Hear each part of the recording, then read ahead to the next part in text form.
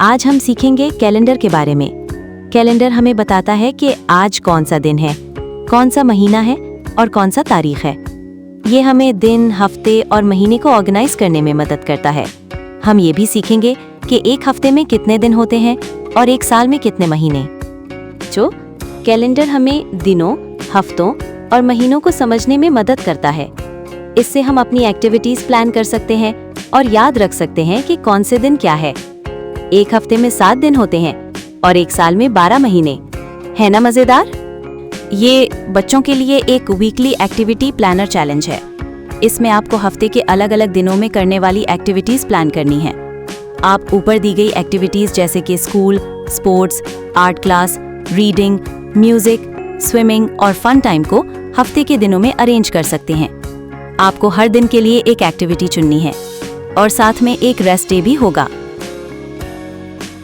जो अब हम साल की महीनों के बारे में जानेंगे। एक साल में पूरे 12 महीने होते हैं। हर महीने का एक अलग नाम होता है और कुछ महीनों में ज्यादा दिन होते हैं और कुछ में कम। क्या आप महीनों के नाम जानना चाहेंगे? महीनों के नाम हैं जनवरी, फरवरी, मार्च, अप्रैल, मई, जून, जुलाई, अगस्त, सितंबर, अक्टूबर, नवंबर और दिसंबर।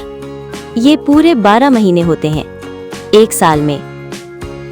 बच्चों, साल में 4 मौसम होते हैं। स्प्रिंग यानी बहार, यानी समर यानी गर्मी, फॉल यानी पतझड़ और विंटर यानी सर्दी। हर मौसम का मौसम अलग अलग होता है और उसमें करने वाली एक्टिविटीज भी अलग होती हैं। ये मौसम भी हमें कैलेंडर देखने से पता चलते हैं। कैलेंडर की हमारी रोजमर्रा की जिंदगी में बहुत मदद करता है। इससे हम अपनी छुट्टियां, बर्थडेज और दूसरी जरूरी डेट्स याद रख सकते हैं।